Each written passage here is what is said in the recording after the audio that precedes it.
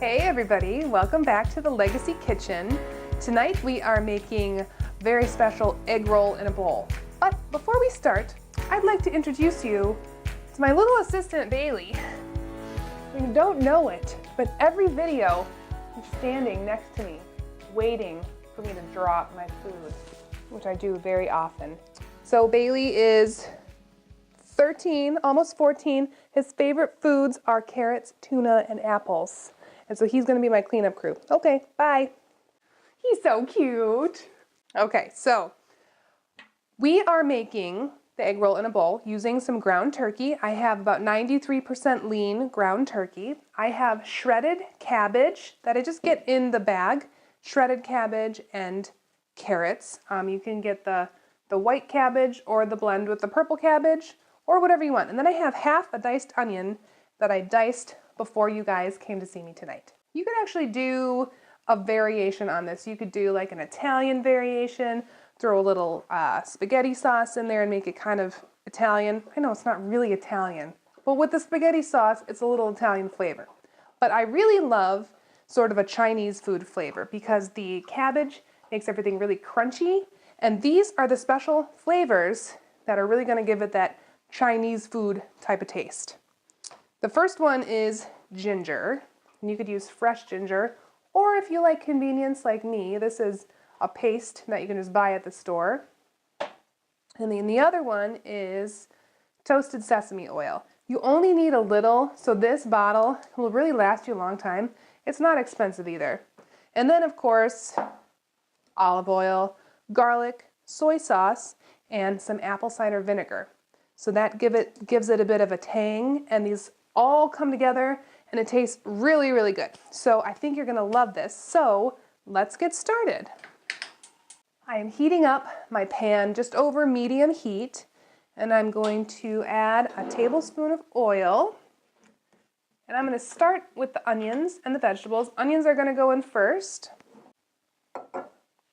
Cabbage is super good for you, and also it's very low calorie, so I love to add it to things. It gives it a really, really great crunch too. It's just like the satisfying crunchiness of everything that's inside the egg roll, just without the fried crust.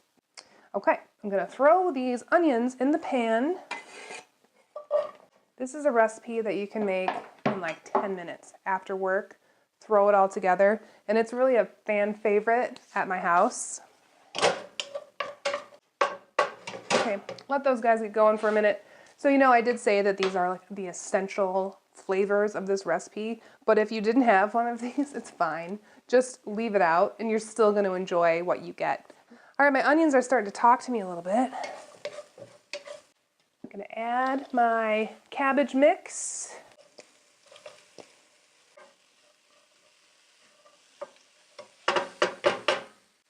So after that, just gets going in there for just a minute or two. We're going to add the meat. And what I'm going to do is kind of move the cabbage over to the side. Because my pan is pretty big, I'll be able to do that. I'll just move it over to the side a little bit and then give this guy his own space so I can really break up the meat and then make sure it gets all cooked thoroughly. I'll know this is ready when it starts to get a little translucent.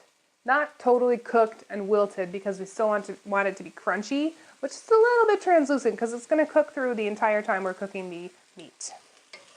All right.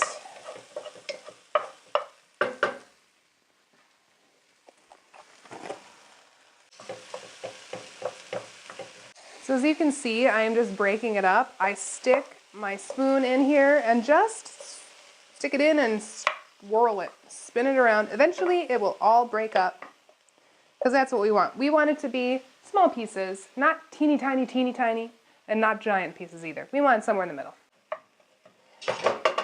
Okay, so while that is starting to cook, I am going to add my ginger. I'm going to add 1 tablespoon of ginger. I'm even letting it come out of the top a little bit because it's really good. Oops. Mix it into the meat. This is going to be kind of step 1 of the flavors getting all blended together. Oh yeah, you can already smell it reacting and heating up a little bit. Don't want to forget my vegetables, so I'm going to stir those a little bit too. Meat coming along. Ready for step number 2, seasoning number 2. So I have some garlic powder. I'm just gonna give it a light shake over the top of the pan. Your total amount will be about a teaspoon. Don't overdo it on the garlic, it'll be just crazy garlicky, but a light sprinkle just over the top is a good amount. Perfect. So unlike ground beef, ground turkey, especially the super lean ground turkey, is gonna turn white when it's starting to become cooked. This is actually 99% fat-free. So now, once I get the turkey almost all the way cooked, I'm gonna go ahead and just mix it all together. Mix the vegetables and the meat all together. Next, I'm gonna do the apple cider vinegar. This just adds a little depth and a little tang. It's gonna be really good. 1 tablespoon. Try to get it all over. Then I'm gonna go for some soy sauce. I like regular soy sauce, and I also like Bragg's liquid aminos. All right, I got it. There we go. Okay, we're gonna do 3 or so tablespoons of soy sauce.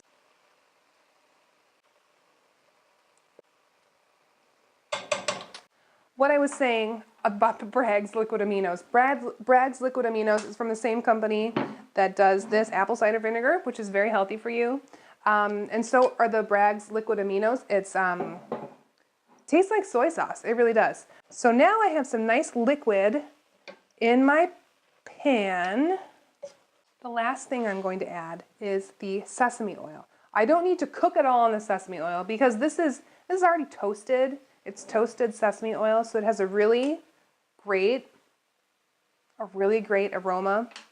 And you actually don't want too much. So I'm just gonna do about a tablespoon of this. Don't do more, otherwise you will be overwhelmed by the sesame oil flavor. All right.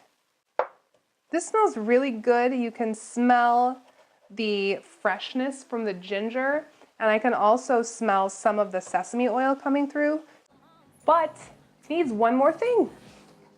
Optional ingredient, but one of my tops, Sriracha. Okay, I know everybody in my family likes a little spice in their life, so I'm gonna put it right on. However, you can top it off at the end. So just a couple, it's chili pepper sauce, basically. All right, so let's plate this up. Okay. So this one's mine, and I am gonna put some extra Sriracha on. Yes.